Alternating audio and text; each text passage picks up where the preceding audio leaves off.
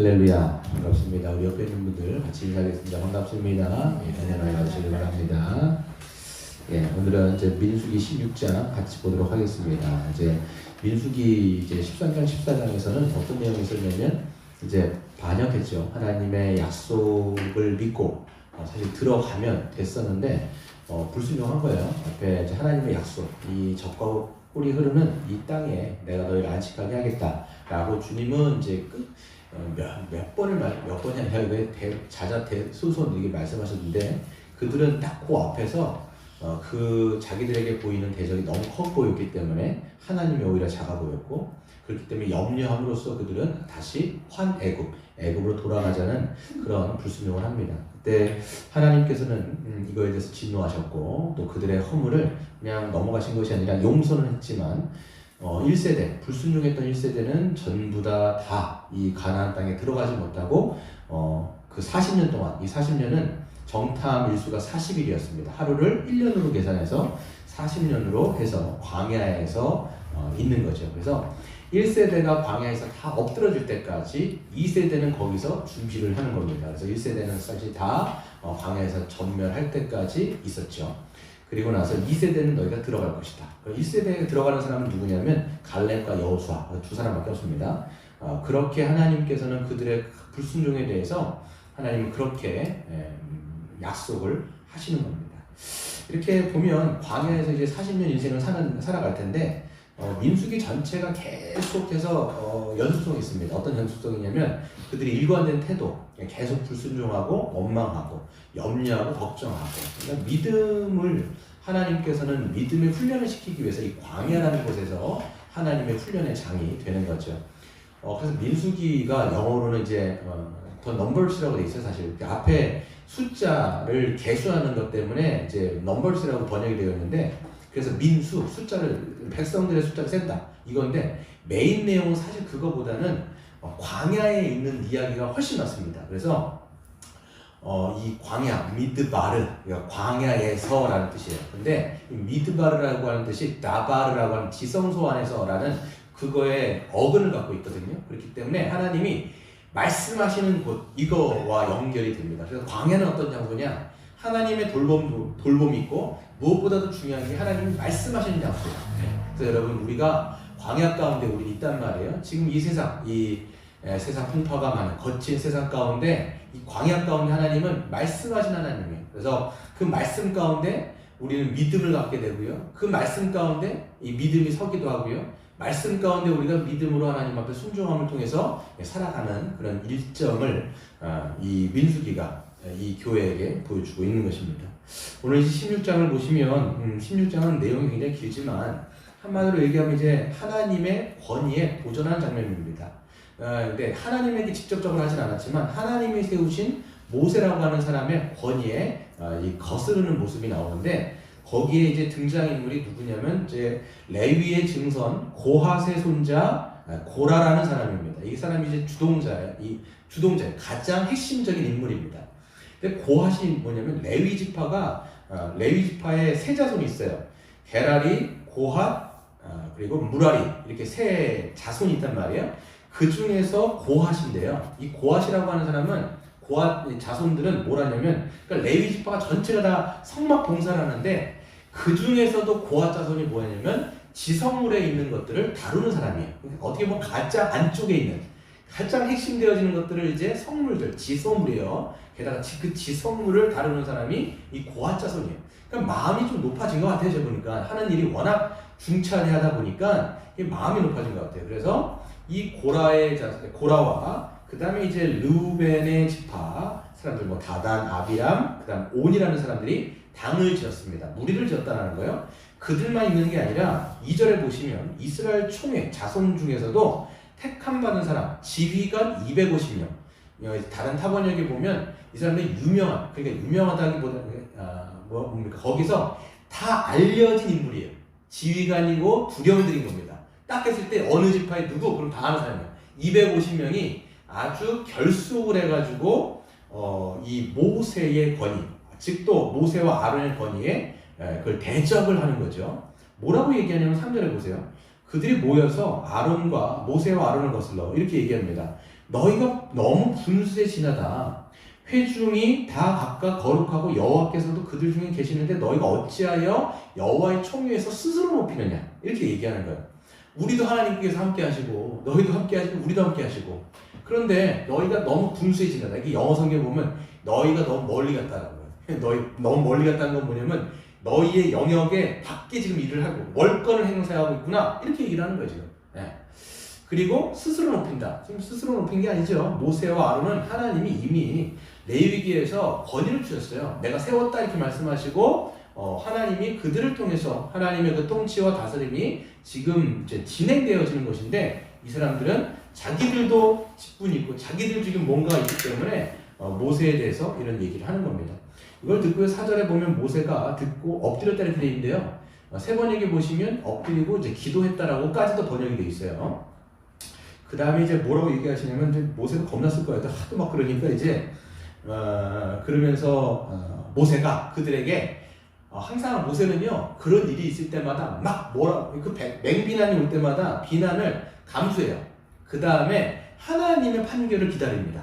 이게 지도자의 직분자 그러니까 교회 리더십도 다 마찬가지예요. 우리가 뭔가 있을 때 바로 이렇게 하는 게 보다는 하나님이 어떻게 판결하시는지 하나님의 판결이 굉장히 중요한 거거든요. 왜냐면 하나님이 네가 맞다 이렇게 하면 맞는 거거든요. 그러니까 이걸 우리가 기다려야 되는 거예요. 그러면서 이제 5절에 보시면 고라와 그의 무리들에게 뭐라고 얘기하냐면 아침에 여호와께서 자기에게 속한 자가 누구인지 거룩한 자가 누구인지 그가 택하신 자가 누구인지 이것을 보기 위해서 너희가 하나님께 가까이 나와라. 어디로 나오냐면 회막문이에요. 여러분 항상 구약 성경에서 보면 회막문 이렇게 돼 있는데 그 회막문은 이스라엘 백성들이 항상 송사를 했던 장소입니다. 재판장이 있었고 거기서 송사를 했던 장면이기 때문에 구약에서 회막문은 항상 그렇게 보시면 돼요. 그래서 이제 뭐라고 또 얘기하면 6절에 보시면 고라와 너의 무리들은 향로를 갖고 오라는 거예요. 이 향로는 뭐냐면 제사장만 쓸 수 있어요. 이 향로가 어떻게 되냐면 이런 철통에다가 이렇게 매달려 있는데요. 이거를 제사장이 매일 상번제, 매일매일 제사를 상번제를 드리지 않습니까?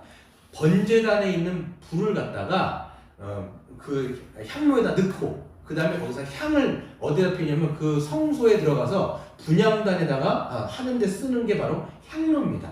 이거를 몇 개를 준비하라고 이야기하냐면 너희들 숫자대로 준비하라는 거예요. 고라와 그 4명과 250명 그 숫자대로 향로를 준비해요. 근데 이 사람들은요 지금 제사장이 아니거든요. 근데 하도 지금 월권을 이 사람들이 행사하고 있다 보니까 그렇다면 누가 진짜 하나님이 세우신 제사장인지 한번 보자. 그럼 너희들도 향로를 한번 갖고 와봐. 이렇게 되는 거예요. 아론도 갖고 오고 너희들도 갖고 와. 이렇게 되는 거예요.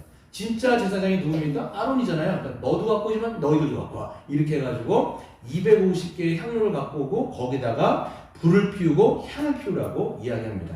그래서 7절에 보시면 모세가 그들에게 이 레위 자손, 특별히 고라 자손들에게 막 얘기합니다. 밑에 보시면 너희가 너무 분수에 지나치다. 오히려 내가 지나친 게 아니라 너희가 지금 have gone far away. 너희가 너무 나갔다는 거예요 지금.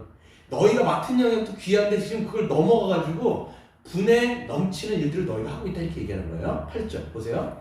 모세가 또 고라에게 이르되 너희 레위 자손들아 들으라. 9절 이스라엘 하나님이 이스라엘 회중 중에 너희를 구별하여 자기에게 가까이 하사 여호와의 성막에서 봉사하게 하시며 회중 앞에 서서 그들을 대신하여 섬기게 하심이 너희에게 작은 일이겠느냐? 이렇게 되는 거예요. 지금 굉장히 너희들이 중차대한 일을 맡았는데 그거 열심히 하면 되는데 왜 그거 영역을 넘어가가지고 지금 너희들이 분수에 지나치는 일들을 하느냐 이렇게 얘기하는 거예요.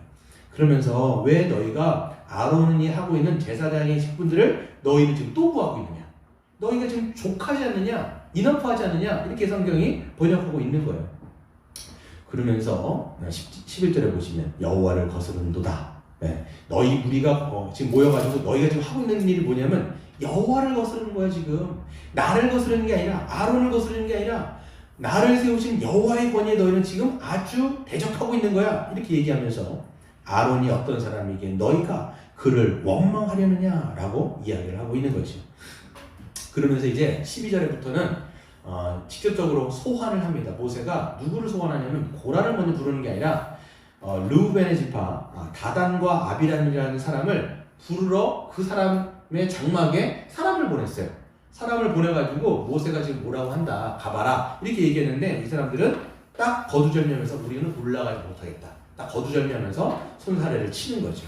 어떤 이유를 대냐면 13절 14절에 그 사람들이 이유 되는 명분입니다. 어떤 명분이냐면 너희가 우리를 젖과 꿀이 흐르는 땅에서 이끌어내요. 지금 이 사람들이 뭐라고 얘기냐면 젖과 꿀이 흐르는 땅은 가나안 땅이잖아요. 근데 우리를 젖과 꿀이 흐르는 그 애굽 땅에서 이끌어내요. 이렇게 된 거예요. 지금 이게 뭔가 아주 착각도 아주 심한 착각을 하고 있는 거예요. 지금 그 애굽을 갖다가 그렇게 하나님의 그 약속의 땅을 묘사하는 그 단어를 거기다 붙이면서 모세 네가 설레발에 쳐가지고 그 땅에서 우리를 지금 이끌어내갖고 오히려 광야에서 지금 죽이려고 하는 거 아니야? 이렇게 말하는 거예요 지금. 네. 그러니까 이들은 뭔가 지금 눈이 완전히 가려져 있는 거죠. 하나님에 대한 믿음이 완전히 없어지는 거예요. 우리를 이렇게 너희들이 하냐? 그래서 이르되 우리는 올라가지 않겠노라. 13절. 그러면서 광야에서 죽이려 함이 어찌 작은 일이기에 오히려 스스로 우리 위에 왕이 되려느냐. 그러니까 네가 지금 우리 끄내 와가지고 우리를 오히려 애굽의 종이 아니라 네 종으로 삼아가지고 우리 위에 군림하면서 네가 멋대로 하고 싶은 대로 우리를 그냥 억제하는 거 아니야. 이렇게 얘기를 하는 거예요. 네. 14절. 이뿐 아니라 네가 우리를 젖과 꿀이 흐르는 땅으로 인도하여 들이지도 아니하고 밭과 포도원도 우리에게 기업으로 주지 아니하리니 너가 이 사람들의 눈을 빼려느냐? 우리는 올라가자. 이게 뭐냐면 지금 자기들이 잘못을 갖다가 모든 것을 모세의 책임으로 돌려버리는 거예요. 그 가나안 땅에 들어가지 못한 책임이 누구에 있습니까? 본인들의 불순종 아닙니까? 믿음이 없어서 모든 것을 염려해서 지금 애굽으로 지금 돌아가려고 했던 것이 본인들의 책임인데 이거를 다 모세에게 덤탱이를 씌워가지고 너 때문에 지금 못 들어갔다라는 거예요. 어차피 기업으로 줄 것도 아니면서 네가 왜 우리 위에 군림하느냐? 아주 스스로 높이는구나 라고 얘기하면서 맹비난을 모세에게 쏟아내면서 모세를 아예 묵사발을 만드는 거죠. 이제 15절에 이제 보면 이제 모세가 아주 노했습니다. 심히 노하는 거예요. 모세를 이제 막 한계 지점을 막 달하는 거죠. 여호와께서 어찌하되니 모세가 기도하는 거예요. 하나님 앞에 기도하는데 뭐라고 기도하냐면 한 번도 이렇게 기도한 적이 없어요. 모세는 보면 지금 이렇게 기도합니다. 주는 그들의 헌물을 돌아보지 마십시오. 네. 명백하게 그들이 지금 하나님을 대적하고 있고 그들의 헌물을 돌아보지도 마십시오.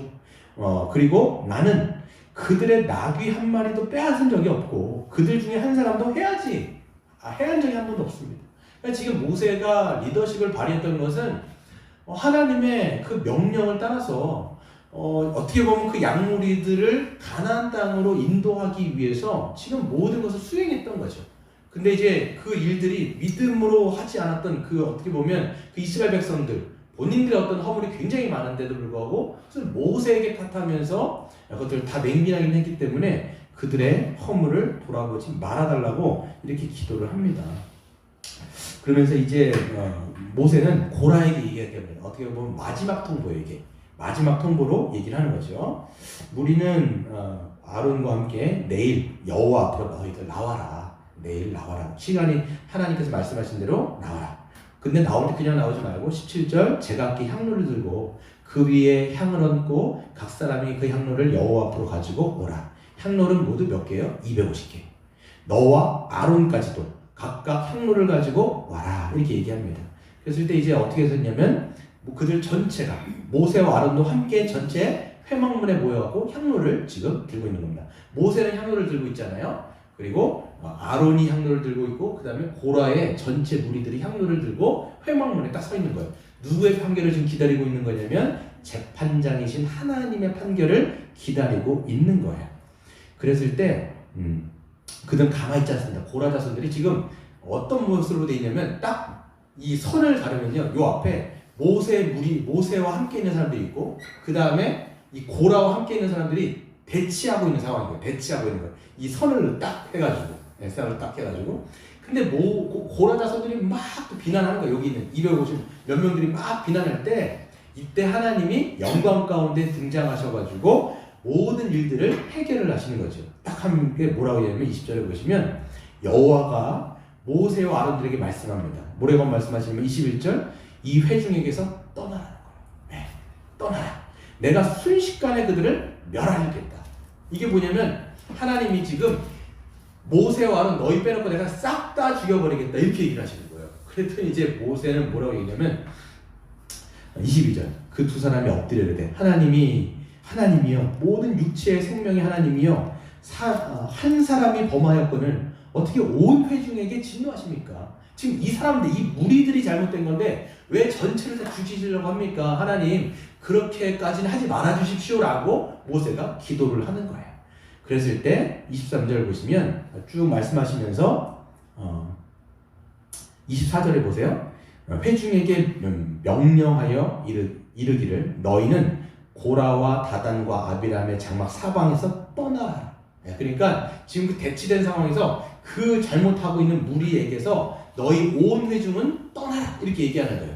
너희도 함께 멸망할까 두렵다 라고 얘기하면서 이제는 더 정확하게 완전히 그 대치 상황이 되어버린 것이죠. 군처럼 아예 갈려져 있는 상황이 된 겁니다. 그랬을 때 이제 보세요. 27절에 보시면 무리가 고라와 다단과 아비람의 장막 사방을 떠났죠. 그래서 다단과 아비람은 그들의 처자와 유아들과 함께 나와서 자기 장막에 선지라. 그래서 완전히 대치로 되어 있는 것입니다. 그랬을 때 모세가 쭉 얘기를 해요. 만약에 이걸 한번 정리해 보면 이런 얘기예요. 만약에 이렇게 대치가 되어 있는데 우리도 망하고 너희도 망한다라면, 너희도 심판을 받고 우리도 여기서 심판을 받는다라면 이거는 내 잘못이다. 이건 내 잘못이다. 내가 지금까지 잘못했고 내가 권위로 한 것이 아니라 하나님이 나에게 주신 권위로 한 게 아니라 내가 스스로 너희들 앞에 섰기 때문에 우리 전체가 나 때문에 망하는 거야. 이렇게 모세가 딱 얘기해요. 근데 만약에 우리 이쪽은 심판을 받지 않고 너희 쪽 고라에게 속한 자손들만 만약에 너희만 심판을 받는다면 이거는 하나님이 나에게 권위를 주셔서 하나님이 행하신 것이다 라고 분명하게 말씀을 하는 겁니다. 그래서 보세요. 30절에 모세가 마지막 단어를 얘기하는 거예요. 만일 여호와께서 새 일을 행하사, 여기서 보면 새 일이 뭐냐면 듣도 보도 못한 일들이 일어나는 거예요. 이렇게 얘기하는 거예요. 듣도 보도 못한 일들이 일어나는데 땅이 입을 열어서 이 사람들과 그들의 모든 소유물들을 삼켜 산채로 수월에 빠지게 하시면 이 사람들이 과연 여호와를 멸시한 것인 줄을 너희가 알지니라 했어요. 하나님이 새 일을 행하사 너희만 심판을 받게 된다면, 땅이 너희를 완전 삼켜버린다면 이거는 하나님으로부터 온 심판이다. 이렇게 이야기를 하면서 모세가 이렇게 얘기를 하죠. 근데 이제 놀랍게도 31절에 보시면 모세가 그 말을 마치기도 전에 어떤 일들이 벌어져요. 그들이 섰던 땅바닥이 갈라집니다. 이게 듣도 보도 못한 새 일이 정말 벌어진 거예요. 우리가 이제 성경에서 보시면 새 일을 행하사라고 얘기할 때는 굉장히 이제 좋은 내용들이 있는데 여기서 심판의 내용이 얘기하는 거예요. 새 일이 일어나는 거죠. 땅이 갈라지는 거예요. 지진이 일어나면서 그곳 32절 땅이 그 입을 열어 그들과 그들의 집과 고라에게 속한 모든 사람과 그들의 재물들이 아예 삼켜진 거예요. 그러니까 입이 확 열려지면서 그 밑으로 다 빠져 들어가는 거예요. 어디만 지금 이것을 경계선을 했을 때 이쪽 부분만 완전히 가지고 싹 그냥 밑으로 매장되어지고 그 다음에 땅이 다시 덮여버린 거예요. 여러분 우리 눈앞에 일어났다면 이게 굉장히 무서운 일이죠. 그러니까 혼미백산하는 거예요. 여기서 보시면 이 모세 편에 섰던 사람들도 잘못하지 않았던 사람들도 다 혼미백산합니다. 혼미백산하면서 두려워 떨면서 우리도 삼킬까 두렵다 하고 막 떨어요. 그랬을 때 어떤 일이 일어나냐면 35절 250명들 또 있었잖아요. 그때 그 보면 고라를 따랐던 250명도 땅에 이 보면 저 성경 내용을 보면 고라와 아비람과 다단과 그 온의 자손들이 땅에 떨어진 것 같아요. 그리고 250명은 어떻게 죽었냐면 향로를 갖고 있었잖아요. 그 향로에서 여호와의 불이 나오더니 그들을 그냥 불로 살라버렸어요. 그러니까 이걸 보면 얼마나 무섭게 일어나는 거죠. 두려워 떠는 겁니다. 나중에 이제 뒤에는 우리가 안 할 텐데 읽진 않았지만 뒤에 보시면 여기서 또 백성들이 막 몰아버려요. 모세에게 너 때문에 죽었다고 막 이러다가 그 백성들 가운데 그 원망했던 사람들 가운데 또 연병이 닥칩니다. 그때 연병이 닥쳤을 때 또 이 속죄를 누가 하냐면 아론이 속죄 제사를 드렸을 때 이 연병이 그쳐지게 되는데 14만 명인가 거기서 또 죽습니다. 그러니까 어마어마하게 한 불순종. 그럼 민수기 전체 오늘 16장 전체를 보시면 어마어마한 불순종인 거예요. 또 불순종에 불순종, 또 원망 이렇게 하면서 이스라엘 백성들의 모습이 아주 그냥 놀랍죠. 보시면 이게 뭐 이스라엘 백성만 그러냐? 우리의 모습도 사실 사실 뭐 다르지 않다는 생각도 참 많이 들게 됩니다. 우리의 모습도 보게 되어지면 여기서 이제 이거를 우리의 삶 속에 어떻게 우리가 신약을 살아가는 이 새 언약 백성에게 어떤 교훈이 우리에게 있는가를 한번 보는 게 굉장히 중요합니다. 여기서 보시면 고라와 그 무리들은 왜 이렇게 이 모세와 아론의 건의에 대적했을까요? 어떤 목적과 어떤 이유 때문에 그랬을까요? 물론 이제 이 사람들이 맡고 있는 것이 너무 중차대했죠. 예, 지성물들을 관리하는 것이었기 때문에 마음이 높아졌어요. 이게 사실 성경에는 뭐라고 얘기하냐면 교만이다라고 얘기하는 거예요. 교만. 그들이 모세를 향해서 너희는 분수에 지나치다라고 얘기했는데 모세는 그들을 향해서 뭐라고 얘기하냐면 너희가 지금 너무 분수에 지나치다라는 거예요. 여러분 분수에 지나치다라는 게 하는 게 뭐냐면 하나님이 우리에게 주신 영역이 있어요. 라인이 있단 말이에요. 그것을 넘어서 월권을 행하는 거예요. 이게 뭐냐면 마음이 높아졌다라면 그 마음이 높아졌기 때문에 오히려 그 높아진 마음이 하나님의 권위에 우리가 도전하는 것이죠. 하나님의 권위. 당신이 뭔데? 당신이 뭔데 나한테 이래라 저래라야. 그럼 뭐 왜 당신이 뭔데 나한테 이런 얘기를 하느냐라고 얘기하면서 이 하나님의 권위 또는 하나님이 세우신 권위에 우리가 반발심이 생기는 거죠. 반발심이 생기는 거죠. 너만 잘났냐? 여기 이 사람도 얘기하잖아요. 너만 잘났냐? 우리도 잘났다. 너만 하나님이 있냐? 우리에게도 하나님이 있다. 네가 뭔데 이렇게 저래라? 이렇게 나한테 함부로 얘기하냐? 라고 얘기를 하는. 뭐 모세가 함부로 이렇게 얘기했겠습니까만은 그렇게 받아들이는 겁니다. 이렇게 하나님이 세우신 권위, 즉 하나님의 권위를 인정하지 않을 뿐만 아니라 거스르는 모습을 보게 되어지는데 이것이 성경에 보시면 교만이라고 하는 내용으로 나와 있는데 교만은 여러분 패망의 선봉이라고 있어요. 여러분 그렇잖아요. 그래서 거만함은 넘어짐의 앞잡이다 라고 잠언서 16장 18절에 돼 있단 말이에요. 그러니까 성경은 철저하게 교만에 대해서 여러분 보시면 모든 죄의 뿌리에 들어가면 거기 안에 높아진 마음이 있어요. 그 교만이 이 죄의 원인입니다. 원흉이에요. 원흉. 그래서 보면 그래서 이 인류에서 그 인류의 첫 조상이 누굽니까? 아담이지 않습니까? 당군이 아니라 아담도 범죄를 했을 때 여러분 왜 했겠어요? 여러분 보시면 첫 번째 죄를 어떻게 짓습니까? 하나님이 아담에게 너무나 많은 권한을 허락하셨어요. 너 이 에덴 동산에 살면서 모든 과실을 다 먹으면서 네가 하고 싶은 대로 다 해라. 모든 것을 내가 다 밀어줄 테니까 거기서 복락을 누리고 행복을 누리면서 하나님만 나만을 참된 하나님으로 섬기면서 살아가면 너에게 내가 모든 것을 다 해줄게. 이렇게 이야기하시면서 아담에게 엄청난 특권을 주셨단 말입니다. 그러니까 아담은요 어떻게 보면 너무나 많은 권한이 있기 때문에 자기가 이 에덴 동산의 주인이라고 생각할 수 있는 여지들이 어떻게 보면 있었던 거예요. 그 하나님이 그것을 안전장치로 뭘 주셨냐? 바로 선악을 알게 하는 나무를 동산 중앙에 두시고 아담에게 보여주신 거예요. 너 이거를 보면서 이 선악과를 볼 때마다 너 기억해야 돼. 뭘 기억해야 되냐면 네가 이 에덴 동산의 주인 아니야. 이 주인은 나니까 항상 너 에덴 동산에서 이것을 볼 때마다 여호와께서 나의 주인이시고 나는 그분께 순종함으로써 내가 이게 살아가는구나 라는 것들을 인정할 때 안식이 있는 거죠. 근데 이제 이거를 가지고 공격을 하는 거예요. 너무 이제 자기가 누리는 게 많으니까 이 사단이 와가지고 공격하는 거죠. 너 먹으라고 했냐? 막 이렇게 얘기하면서 맨 마지막에 결정타가 뭐예요? 너 이거 먹으면 네가 하나님이 될 수 있어. 딱 생각해보니까 뭐냐면 이렇게 되는 거예요. 그렇지. 하나님이 뭔데 자꾸만 나한테 이래라 저래라야? 하나님이 뭔데? 나가 이렇게 좋은 게 많은데 왜 내가 굳이 내가 이걸 먹으면 안 돼? 먹으면 되는 거 아니야? 내가 먹고 내가 하나님 돼갖고 내가 마음대로 하는 게 더 낫지 않는가라고 하면서 넘지 말아야 되는 그 라인을 넘어가고 그게 여러분 교만이에요.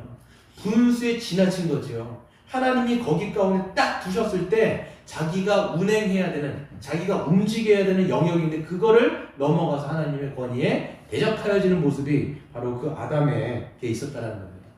여러분 근데 이 아담의 범죄로 말미암아 이 세상 가운데는요 계속 여러분 이게 뭐가 되냐면 이제는 내가 잠깐만 주인인 거예요. 내가 주인인 거예요.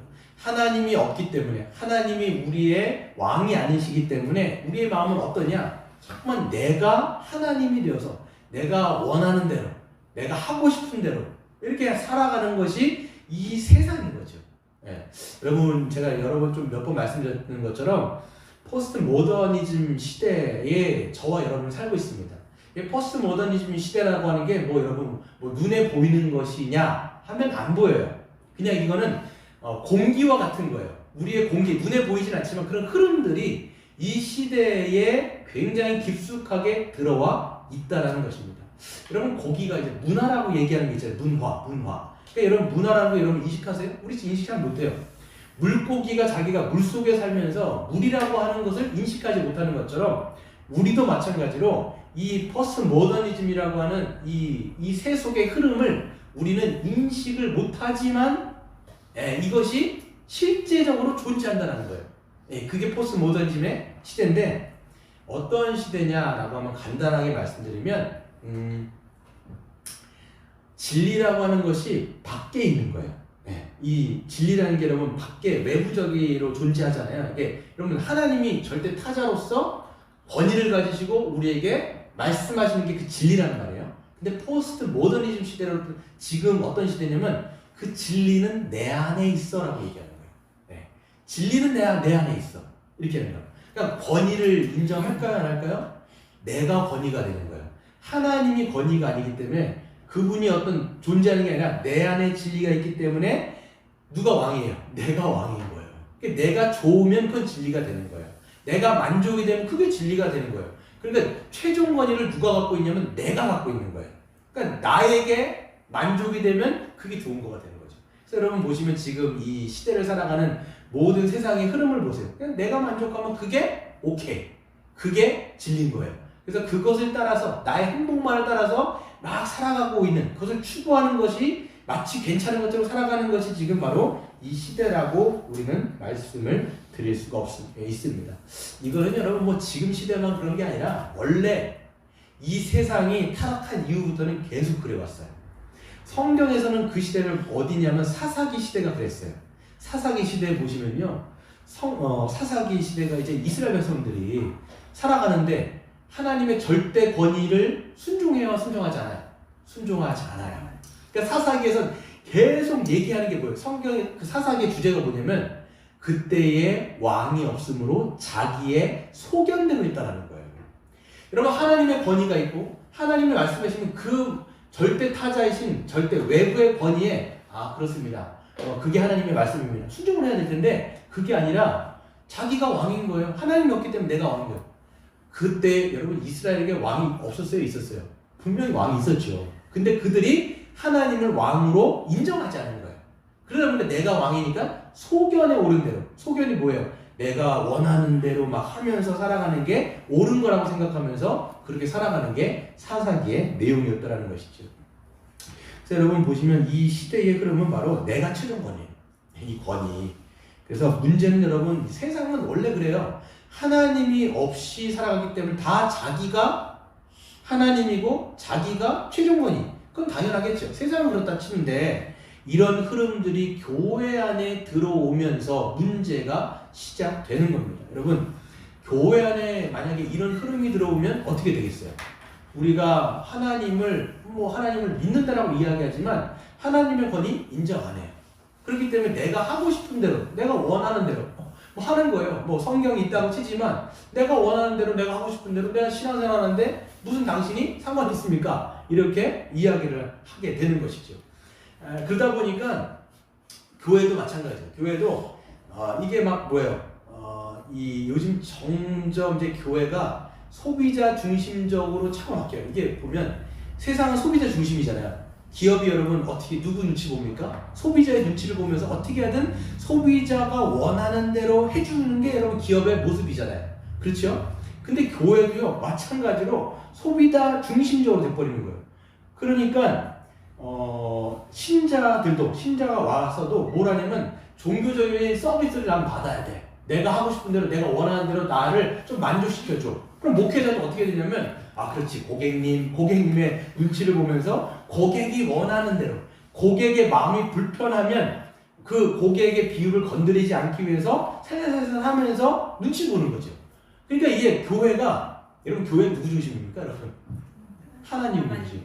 우리가 하나님 중심이라고 말은 하는데 하나님의 권위가 없는 거예요. 하나님의 권위가 아니라 그 고객의 이 권위가 세워지는 그럼 여러분 교회가 제대로 굴러갈까요? 아니면 이게 인간 중심적인 교회가 될까요? 인간 중심. 머리 대신 예수 그리스도라고 우리가 말은 하는데 이게 누가 중심이 되냐면 인간이 중심이 되어서 사람들이 원하는 각자 자기가 하고 싶은 대로 하는 거예요. 나는 이렇게 하고 싶어. 넌 저렇게 하고 넌 이렇게 하고. 그러면 교회 안에 있지만 아무도 그리스도의 권위 아래 순종하는 사람은 아무도 없는 거예요. 이렇게 되는 거죠. 여러분 교회는 어떤 곳이냐 라고 얘기하면 교회는 우리가 딱 분명하게 이야기하는 것처럼 머리 대신 예수 그리스도예요. 여러분 저나 여러분의 주인은 누구냐면 우리의 머리이신 예수 그리스도, 그분의 권위에 순종하고자 하는 자들이 모인 곳이 바로 교회인 거죠. 물론 그분이 우리를 부르셔서 말씀하신 게 뭐냐면 수고하고 짐진 자들은 다 내게 오라 내가 너희를 쉬게 하리라 이렇게 말씀하셨잖아요. 근데 그 뒤에를 읽어보시면 뭐예요?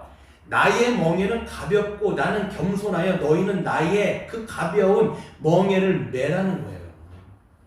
여러분 우리가 세상의 멍에를 던져버리고 그리스도께서 우리에게 주시는 그 멍에를 우리가 짊어지고, 그 멍에를 짊어진다고 하는 건 뭐냐면 그리스도, 나의 머리 대신 그 그리스도의 그 권위에 순종하기로 결정하고 작심하고, 그래서 우리가 그리스도를 따라가는 공동체가 누구냐면 교회예요. 그래서 교회는 다 그분의 권위를 인정하는 거예요. 다 그분의 권위에 순복하는 거예요. 그럼 여러분 잘 생각해 보세요. 예수님께서는, 우리의 머리 대신 예수님께서는 자기의 권위를 어떻게 드러내실까요? 그게 바로 성경이에요. 예. 예수님은 우리에게 딱 눈에 보이는 게 아니잖아요. 야, 너희가 이렇게 해라, 저렇게 해라. 너희는 이렇게 세상 가운데 이렇게 살고 저렇게 하고. 여러분에게 육성으로 둘러주시는 게 아무도 없어요. 이미 하나님께서는 예수님을 통해서 성육신하신 예수 그리스도께서 이 땅 가운데 우리에게 가르침을 주시면서 이 66권의 성경을 우리에게 주신 거예요. 이게 머리 대신 그리스도의 권위인 거예요. 그렇기 때문에 우리는 그 말씀의 권위 아래 들어가서 아 주님 아멘, 그 주님의 말씀이 우리의 권위입니다. 내가 그 말씀 읽고 그렇게 살겠습니다. 이렇게 얘기하는 거예요. 그렇기 때문에 여러분 우리가요 때로는 하기 싫은 것도 해야 되고요, 아 이거 너무 싫은데, 하지만 우리가 주님의 말씀이라면 서로 사랑하라, 용서하라, 용납하라, 온유하라, 너희가 그리스도 안에서 그렇게 화평하라, 함께 한 몸으로 한 가족으로 함께 너희가 살아가라, 이렇게 다 이 말씀하고 있잖아요. 그러니까 우리가 때로는 하나님의 말씀을 항상 이런 말씀드리는 게 뭐냐면 우리의 본성을 거슬러요. 우리 본성대로 되는 게 아무도 없습니다. 그러니까 예수님 뭐라고 말씀하시냐면 너희의 옛사람을 벗어버리고 날마다 자기를 부인하고 나를 따라와야 된다, 이렇게 말씀하시는 게 뭐냐면 주님의 말씀에 순종할 때는 항상 나를 꺾어야 돼요. 나를 꺾지 않는데 어떻게 우리가 순종해야 되겠습니까? 그러니까 우리가 이제 교회 안에서 이제 늘 이야기하는 게 순종이라는 말을 너무 많이 하죠. 저도 그렇고 여러분도 그렇고 하나님께 순종해야 돼요. 뭐 대충 여러분 뭐 문제가 이렇게 있을 때, 교회 뭐 성경 내용 이렇게 있을 때 그냥 뭐 하면 답변은 대부분 예수님. 그렇죠? 답변은 예수님. 또 그 다음에 답변은 순종. 순종, 예수님, 믿음. 뭐 몇 개 단어 안 돼요, 보면.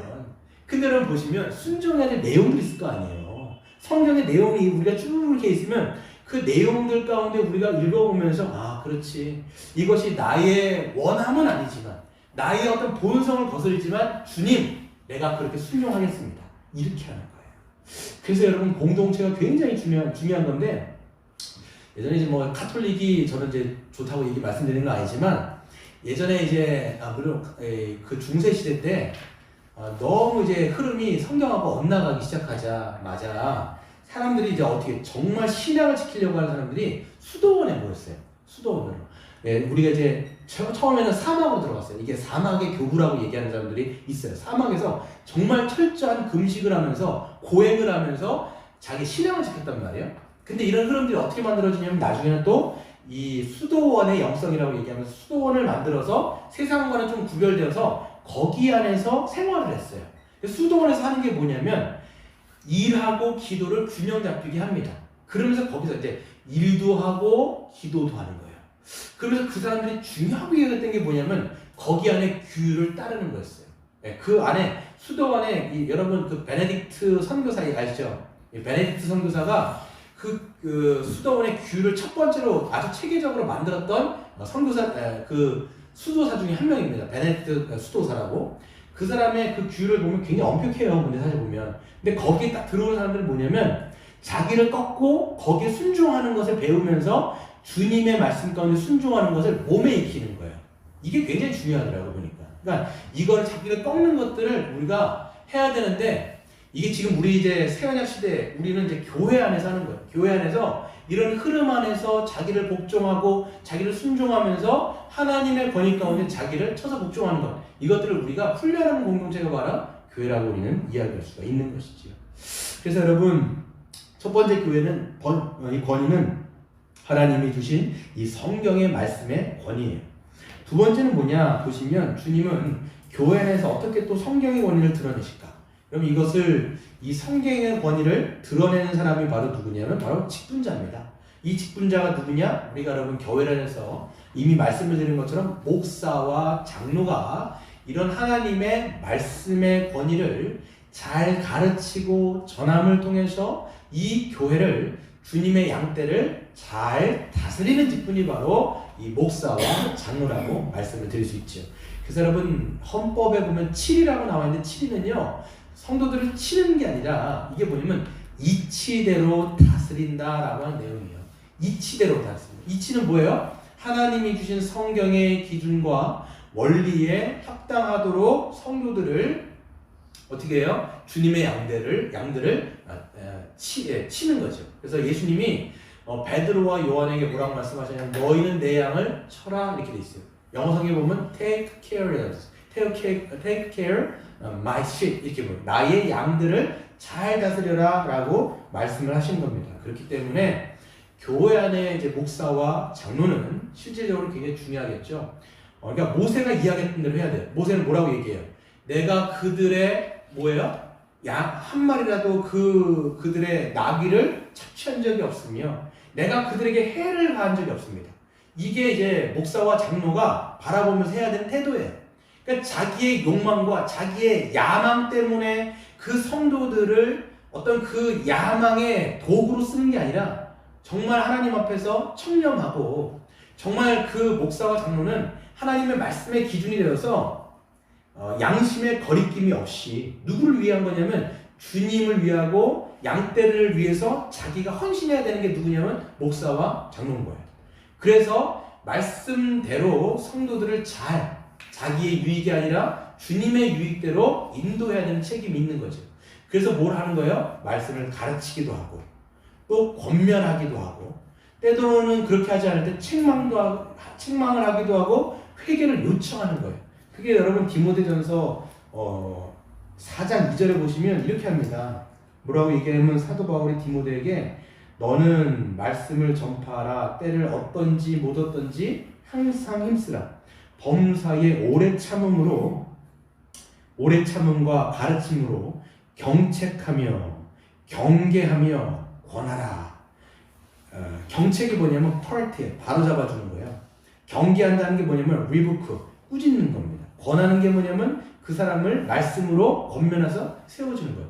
이 모든 것들이 가르침에 다 들어있는 거예요. 그러니까 여러분 제가 설교를 하든지 또 여러분을 가르치든지 할 때는 거기 안에는 그냥 지식 전달에만 있는 게 아니라 여러분의 삶을 조망하면서 이렇게 살아갈 수 있도록 자꾸만 훈련되어질 수 있도록 여러분을 어떻게 보면 리더십을 그래서 제가 발휘하는 거예요. 저랑 장로님이 그렇게 하는 거예요. 그래서 여러분 이제 교회 모든 운영에 있어서는 누구를 위한 거냐면 주님의 권위 아래 여러분 온전하게 그리스도의 그 권위 가운데 복종할 수 있도록 저와 장로님은 이 어떻게 보면 이 다리를 잇는 역할들을 감당하는 것이 바로 이런 직분의 모습인 것이죠. 세 번째 주님은 또 교회 안에서 어떻게 권위를 드러내실까라고 보여지면 그 권위는 바로 목사 장로에게만 모든 권위를 다 주신 게 아니에요. 또 누구에게 주셨냐면 교회 공동체 전체에게 이 권위를 허락해 주신 거예요. 여러분 하나님께서 뭐라고 말씀하십니까? 내가 이 모든 무슨 거였죠? 이 음부의 권세를 이기지 못할 것이니 천국 열쇠를 내가 너희에게 주겠다. 누구예요? 교회인 내가 너희에게 천국 열쇠를 주겠다라고 말씀하신 거잖아요. 그렇기 때문에 예수 그리스도의 권위를 잘 드러내는 방식은 뭐냐면 교회 전체가 어떻게 돼요? 그 권위를 인정하고 모든 중요한 결정들을 누가 하는 거냐면 교회 전체가 하는 거예요. 이걸 장로교에서는 뭐라고 얘기해요? 공동회입니다. 공동회. 네. 그래서 목사와 장로가 어떤 것을 결정하기도 하지만 정말 중요한 일들, 정말 중요한 사람들이 있을 때는 어떤 모임이 있냐면 이 공동회, 교회 전체가 함께 우리가 그 사안들, 중요한 사안들을 결정하고 그 주님의 권위를 드러내는 거예요. 여러분 이것을 이제 교단마다 좀 다른 표현을 쓰는데요. 공동회라는 말을 쓰는 데가 있고 그 다음에 사무총회라고 쓰는 데가 있습니다. 근데 우리가 쓰는 건 뭐예요? 우리가 이제 우리에게는 정회원이 되는 거예요. 그래서 교회 멤버십을 가진 사람. 여러분 그렇기 때문에 여러분 제가 늘 말씀드리는 게 뭐냐면 공동회, 즉 정회원에서 어떤 결정을 한 것들은 누구의 권위가 발휘된 거예요? 예수님의 권위가 발휘된 거예요. 그렇기 때문에 민주주의처럼 우리가 투표해갖고 결정됐다라고 얘기하는 게 아니에요. 이렇게 다수결로 했으니까 우리가 이렇게 합시다. 여러분 정의원에서 투표한 것은 그냥 민주주의로 결정된 게 아니라 정의원은 누구냐면 세례 받았고 성령을 받은 사람으로서 성령을 받은 사람은 여러분 그 본성 안에서 누구를 위하여 결정하게 될까요? 머리 대신 예수님의 그 권위를 더 드러내는 방식으로 우리가 결정하게 돼 있는 거예요. 그러니까 교회 운영 뭐 이런 거 있잖아요. 우리가 뭐 할 때 정의원의 어떤 기준, 양육회원의 어떤 기준, 또 교회가 어떻게 운영해야 될지, 어떤 부서를 세우고 어떤 직분을 세우고 또 우리가 함께 어떻게 하는 것이 더 좋은지를 모색하는 거죠. 그리고 뭐 직분자를 세운다든지 그럴 때 뭐 투표를 하겠죠. 투표를 해가지고 뭐 과반수라든지 3분의 1을 하든지 그래서 거기서 나오는 어떤 결정이 딱 됐다라면 그건 누가 결정하신 거예요? 하나님이 결정하신 거예요. 그러니까 그것을 갖다가 꺾는다고 하면 만약에 운영상 모든 결정된 사항들에 대해서 우리가 만약에 거스른다라고 얘기하는 것은 그냥 사람의 말을 거스르는 게 아니라 누구의 말을 거스르는 거예요? 예수님, 머리 대신 예수 그리스도의 어떤 사항들을 우리가 거스르고 있는 거예요. 그러니까 우리가 이것들을 우리가 잘 생각해 보시는 것이 참으로 중요한 겁니다. 여러분, 그래서 교회의 어떤 결정들을 할 때는 아주 신중한 태도로 항상 여러분 이런 거 있잖아요. 뭐 예를 들어가지고 교회 우리가 어떤 놀러 어디로 갈까요? 이런 것들은 그냥 뭐 본질적인 것이 아니기 때문에 그냥 결정을 해도 되는데 정말 중요한 사항들에 대해서는 교회 안에서 토론 많이 하셔야 돼요. 여러분 우리가 토론하는 문화가 아주 잘 안 돼 있어요. 여러분 내 의견이 있다 할지라도 말을 못 해요. 그렇잖아요. 그러니까 우리가 적극적으로 나의 의견을 제시하고 근데 그 의견의 제시는 항상 어떻게 될까요? 항상 두 가지 기준이 있어요. 어떻게 하는 것이 하나님의 영광을 위하고 우리 교회 전체가 더 하나님의 이 말씀을 잘 실천하는 데 있을까로 그런 결정을 할 때 이런 것들이 먼저 우리에게 깔려 있어야 되죠. 그래서 여러분들이 저한테 제가 만약에 어떤 것을 의견을 냈다 할지라도 여러분들이 또 저한테 의견을 줄 수 있는 거예요. 목사님, 제가 생각할 땐 이게 더 하나님의 뜻에 더 맞는 것 같습니다. 더 이런 것들이 더 주의 영광을 위해서 하는 것 같습니다. 그럼 저도 이렇게 생각해 봤을 때 그렇구나. 여러분 맞네요. 이렇게 하는 것이 더 주님의 영광을 위해서 우리 교회가 더 운영을 그렇게 할 수 있는 거네요. 라고 제가 생각을 고칠 수도 있고 하지만 제가 어떤 의견을 냈을 때 여러분이 생각했던 것보다도 제가 어떤 의견이 맞는 거라면 여러분 더 온전하게 그 방향으로 가는 거예요. 항상 우리는 생각해야 돼요. 교회는 누구의 영광을 위한 거냐면 그리스도의 영광이에요. 여러분이 편한 게 아니에요. 때로는 어떤 결정이 우리에게 불편할 수 있어요. 이거 왜 이렇게 하지? 왜 저렇게 하지? 근데 여러분 우리가 생각할 때 더 이것이 그리스도의 영광을 위하고 교회가 온전히 세워지는 방향일 때는 그것 가운데 우리가 따라가는 게 이것이 그렇게 결정하고 그렇게 우리가 아멘으로 함께 가는 거예요. 그렇게 될 때 그런 결정과 그런 어떤 순종이 모아졌을 때 교회가 어떤 일들이 벌어지냐면 좋은 문화들이 발생되어지고 좋은 전통들이 세워져요. 좋은 전통들이 많이 세워지면 세워질수록 여러분이 거기 안에서 훈련을 받을 수 있는 영역들이 늘어나게 되어지고 거기서 그런 영역들이 많이 늘어날 때 교회는 성경적인 교회가 되어지는 거예요. 그러니까 여러분 교회는 두 가지의 길이 있어요. 인간이 워낙 하고 싶은 대로 했을 때 인간의 권위가 높아졌을 때 이런 방향으로 교회가 갈 거냐 아니면 그리스도의 그 권위를 우리가 인정하면서 그분이 원하시는 교회로 갈 거냐 이렇게 되는 거예요. 그러니까 그분의 권위를 세우는 방향, 그분의 말씀 가운데 더 순종하는 방향으로 함께 걸어가는 교회는 건강해지면서 그리스도께서 은혜를 더 풍성하게 내어줍니다. 왜요? 하나님의 권위에 인정하는데 여러분 하나님을 얼마나 기뻐하시면서 더 은혜를 충만하게 주시겠어요. 그래? 너희들이 내 말에 순종하겠다고? 그래 내가 더 은혜를 베풀어 주신 거예요. 근데 이쪽인 거예요. 하나님의 권위? 별로예요. 저는 그런 것을 하기 싫고요. 제가 하고 싶은 대로 할 거예요. 그러면서 이런 방향으로 교회가 자꾸만 이 사분 오열되면서 자기 마음대로 가는 교회. 인간들의 권위가 있겠죠. 하나님이 기뻐하실까요? 하나님 말씀하시지 않습니까? 베드로전서 5장에 보시면 하나님은 교만한 자를 싫어하세요. 그리고 뭐라고 말씀하세요? 하나님 앞에 겸손한 자를 내가 하나님은 들어 쓰신다라고 말씀하시죠. 어떤 교회가 여러분 더 성경적인 교회로 우리가 만들어질까 우리는 생각해 보셔야 돼요. 저와 여러분 항상 거기에 우리가 마음을 쓰셔야 돼요. 어떻게 하면 우리가 주님의 권위 가운데 우리가 더 순종하면서 함께 걸어갈 수 있을까? 더 우리가 정말 하나님께서 원하시는 교회로 만들어갈 수 있을까? 라는 것들을 우리가 세워나가시는 저와 여러분 되시기를 주의 이름으로 축원드립니다.